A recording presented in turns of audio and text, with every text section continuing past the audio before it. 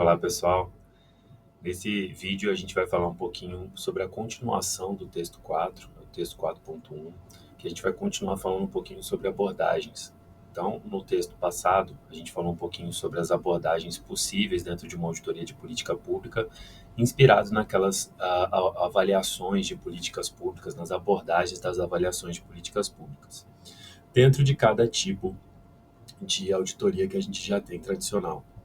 Agora eu vou falar um pouquinho sobre que critérios que a gente usa para escolher uma abordagem de auditoria, né? Então a gente sabe que primeiro a auditoria tem que satisfazer o cliente, mas tem uma série de condições que a gente precisa ter para fazer uma boa auditoria e satisfazer o cliente. Então a gente precisa pesar muito bem essas questões. Então a primeira coisa que a gente tem que analisar é o próprio contexto da política e os seus objetivos.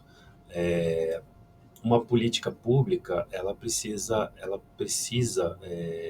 ter objetivos claros, metas claras. Muitas vezes ela não tem, mas a gente tem que tentar buscar esses objetivos, essas metas da política. Então, é importante que a auditoria de política pública ela esteja diretamente relacionada com os propósitos específicos da política e ao ambiente que ela opera. Então, a primeira coisa que a gente precisa pensar é isso, né? Por exemplo, a gente traz a construção de escolas em áreas remotas para aumentar o acesso à educação. Uma auditoria de conformidade ela pode ser adequada para garantir que esses recursos estão sendo usados ali conforme o plano, as construções estejam ocorrendo de acordo com as regulamentações, já que em áreas remotas você pode ter uma série de problemas para contratar, para levar material e para cumprir ali com as regulamentações do programa. Já uma de metas mais amplas, para promover a inclusão social por meio de programas culturais, talvez seja mais interessante a gente trabalhar com uma auditoria operacional, por exemplo. Em um programa de financiamento, por exemplo, que seja financiado com recursos internacionais, onde eles querem saber se está sendo transparente o uso do dinheiro e tudo mais, a gente pode usar uma abordagem de auditoria financeira, por exemplo, né, um tipo de auditoria financeira. E ali dentro a gente pode utilizar diversas abordagens. Por exemplo, se uma política está iniciando a sua operação, ela está começando, de repente uma abordagem prospectiva pode ser mais bacana, porque a gente está olhando a implantação da política e pode corrigir uma série de problemas que podem vir mais para frente, que às vezes estão relacionados à formulação da política pública. Isso pode ser corrigido logo no começo. Outra coisa que é importante é a gente entender a disponibilidade de dados e recursos, né? Então, você tem que ver se a sua auditoria ela é mais focada, de repente uma auditoria com abordagem rápida, né? A gente chama de fast auditing, que existe hoje em dia, ela pode ser mais adequada para o seu caso de auditoria.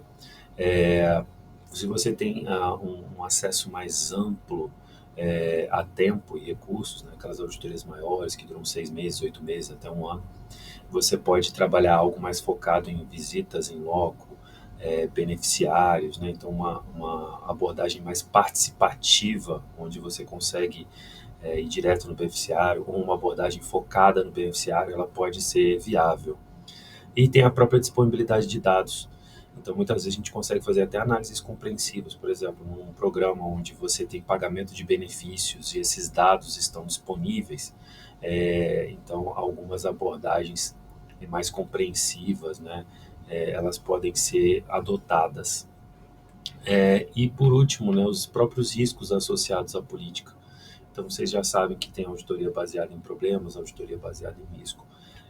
Então, esse prospecto da política, né, esses riscos já amplamente conhecidos, eles podem guiar o tipo de abordagem que a gente vai escolher, né?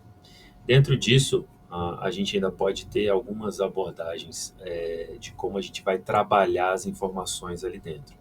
Então, a gente pode ter aquelas mais quantitativas, onde a gente tem acesso a dados, onde a gente tem acesso a recursos, e aquelas mais qualitativas, que aí elas vão ser mais baseadas em percepções dos stakeholders, percepções, né, principalmente dos beneficiários, estudos de caso.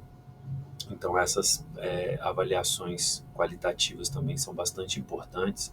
Quando a gente não tem acesso a dados informatizados, a bancos de dados, pode ser uma boa saída. E a maioria escolhe um misto entre quantitativo e qualitativo. A gente vai falar um pouquinho disso nos textos mais à frente, onde você usa os dados quantitativos para você ilustrar determinada situação encontrada, e você usa os dados qualitativos para você entender o que está por trás dos números. Então, conversar com as pessoas, perguntar para as pessoas. Então, por exemplo, às vezes você tem uma fila de atendimento que não é grande, uma fila de atendimento que está andando bem.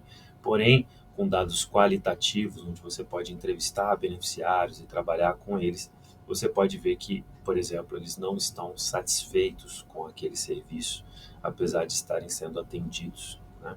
Então, são essas abordagens mistas que fazem uma auditoria ficar mais rica, certo?